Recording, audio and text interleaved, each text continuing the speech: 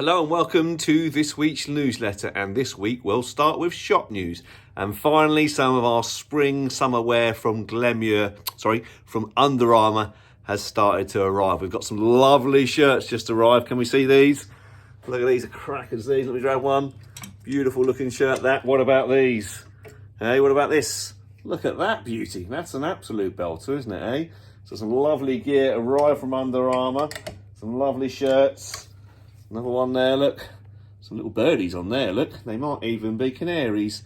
We won't talk about the football though, shall we? I did go on Sunday. Ollie was kind enough to give me the tickets. Took my little boy to his first game.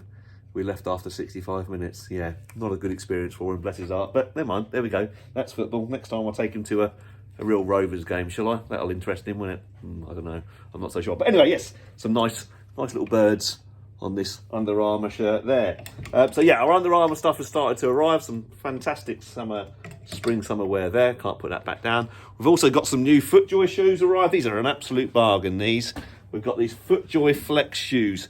Super lightweight, super cushioned, super soft, and they're only $69.95. An absolute bargain, those. Are really kind of, as the name would suggest, they're very flexible, very soft, very lightweight, and very cushioned in men's and in ladies as well. So we've got some more stuff arriving. So only $69.95. They're an absolute bargain, those.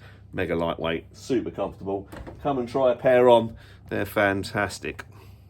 On to Galston Golf Club news, and since I last spoke last Thursday, there's only been one competition. We had a quiet weekend this weekend, gave people a chance to get those matches in, those knockout matches in, which I know people struggle to get in because there's so many competitions on Sundays, so they struggle to get their matches in.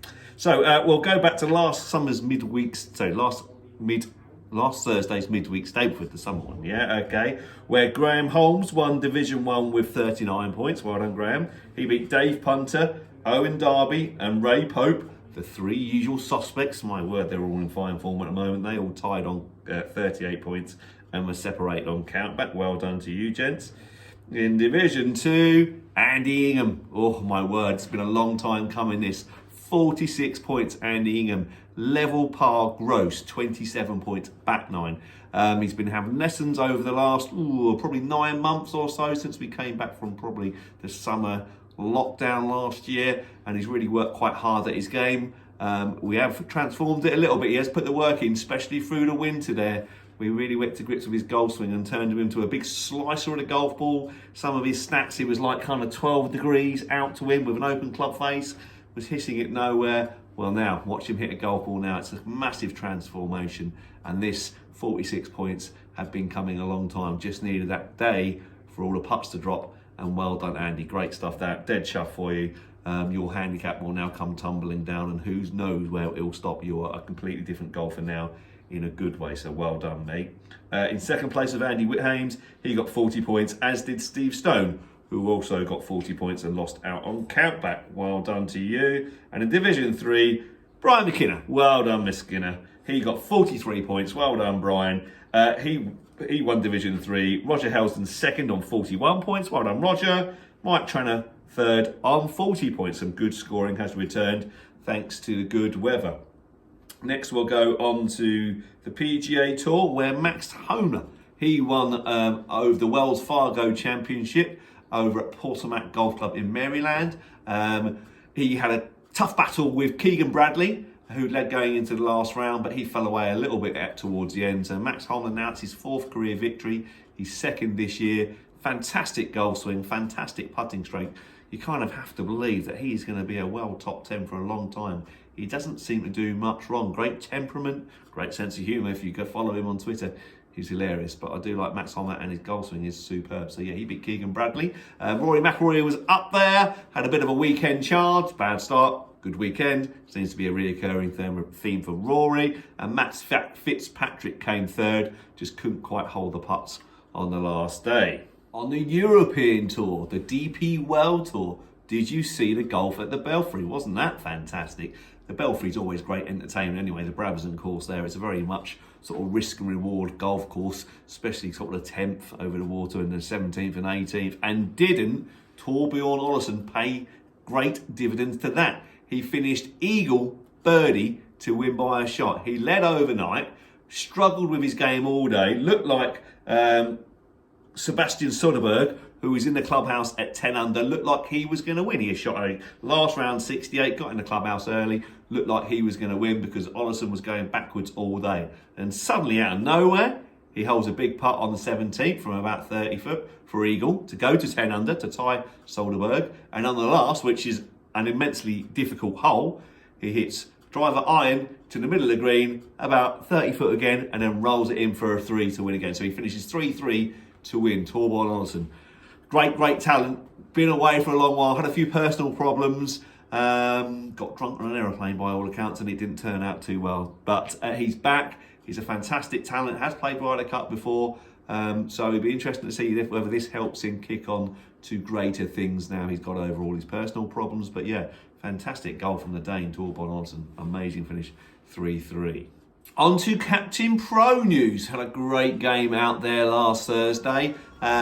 We played against Kev Shaw and Nick Carver, who played fantastically well. I mean, the captain Keith. We didn't start so well. I think that was our big problem, really. But Kev and Nick were absolutely superb. They did start well. Kev Shaw, in particular, played really well. He only got 37 points on his own ball, but that's because he had 2 sevens in the last 3 holes, which cost him a little bit. But where he didn't play so well, Nick Carver did play so well. So they dovetailed, ham and egg fantastically well. They finished with 42 points. We finished with 39 points. We struggled. We started badly. We just got nothing going on those first 4 holes that were playing quite easy, really. They were downwind because of the northerly wind, and we didn't take advantage. I think we were level par through 4 holes, and Nick and Kev were 4 under through 4 holes. And then from there on, it's quite even, really. But we struggled to catch him up. So well done, Nick. Well done, Kev. You will take a 3-point lead, or 3 points head start, going into the Captain Pro Finals day at the end of October. But that was great fun. This week we're playing Andy McCann and Scott Larkham, which I'm very much looking forward to that, because Andy has regular lessons with me, so it'll be interesting to see how he gets on, see if he puts all that practice into, put all that kind of practice into a good game, and we'll see who won. So yeah, looking forward to that this Thursday. We should have played it a couple of weeks ago, but we cancelled it. So yeah, still got some availability left. We're now going into September if you want to play any Captain Pro matches. So let me know and we'll get you booked in.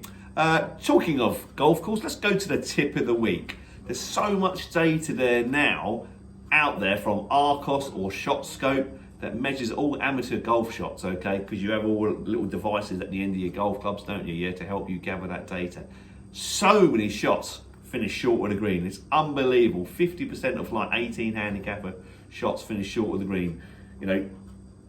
20% go left, 20% go right, and 10% go on the green, but 50% go short, which tells me, number one, that we're misjudging the conditions. Number two, we're not taking enough club because we don't know how far we hit it. Or number three, we're not striking well enough to get it to the green, okay? It can be one of those 3 things, can't you? So, number one, you've got to read the conditions better, okay? A little helpful tip I can give you to understand the wind. I think a lot of people misunderstand the wind and how strong it is. If you're playing into the wind, add 10% to your shot. If it's a 10 mile an hour breeze, if it's a 10 mile an hour breeze, add 10% to your shot. If it's a 20 mile an hour breeze, add 20% to your shot. So let's play. I'm 160 yards away from the hole and I'm playing into a 20 mile an hour breeze, okay? That means I've got to add 32 yards, so it's going to play 192 yards. Well, that's a massive difference. All of a sudden, that goes from 7 iron to 5 iron, nearly 4 iron, okay? So really understand, 20 mile an hour isn't actually that strong. It's blowy, but it's not actually that strong. It doesn't feel that strong compared to other days. So really understand how the wind is going to affect your golf shot, okay? Downwind, you could kind of change at half it almost, yeah, okay? So 5%. So downwind, because the ball doesn't carry to, the wind sort of knocks it down a little bit sometimes, but it will give you a bit of an advantage. So if you're 160 yards and it's a 10 mile an hour breeze or a 20 mile an hour breeze, add 10% or take away 10%, so it'll play 144 yards. Does that make sense? So if it's 20 mile an hour breeze, downwind, take 10% off 160, so that will give you a play 144 yards. So a good little tip there to help you cope with the wind. And obviously the temperature makes a massive difference to a cold wind, to a warm wind, but just to give you an idea, I see so many shots come up short from amateur golfers. We all misjudge how far we hit the ball. I stand on that 7T sometimes. It's playing slightly into the wind, I've got my 6 iron, my playing partner who hits the ball 200 yards off the tee, I hit it 280, 270 yards off the tee, I've got a 6 iron and they've got a 7 iron. You think, well, what's that all about? Where have you got that information? Because it says 160 yards, and just because you hit one 7 iron in your life, 160 yards does not mean you carry a 7 iron 160 yards. It might have gone 160 yards at one time, but my bet would be that it came out the rough, so you got a flyer, it hit on a firm fairway, and it was downwind, and it went miles. So try and understand that a lot of your shorts will come up short, so maybe hit one more club. There's a little challenge for you. Next time you go out and play, if you think it's 7 iron, hit 6 iron. Yeah, just see what happens. See if you can get that ball up to the hole, because so many of you miss the greens short. Yeah, so work that wind into your equation. Add 10% for a 10-mile-an-hour wind into, add 5% for a 10-mile into downwind. Yeah, make sense? Right, okie dokie, good way of working it out. Right, okay, on that note, I think that's everything for this week. So thanks very much for watching. If you want to know your yardages, come in here and book a gapping session. That surprises people as well. We work on carry distances, okay? And nobody hits it as far as they normally think they do. It's unbelievable some of the difference that people get when they're doing it. So come and have a gapping session in here. It's a £30 for 45 minutes, and we can go through the whole bag, and that'll give you an idea how far you hit each club, okay? Not a fact, because it depends on the strike, but come and hear about that. Or if you want some more advice out on the golf course, which clubs to take, to read the lies, how the ball's sitting and things like that, which are so important to judge distance, then come book yourself a playing lesson. Right, that is it for this week. Thanks very much for watching, and I'll see you all soon. Take care, bye-bye.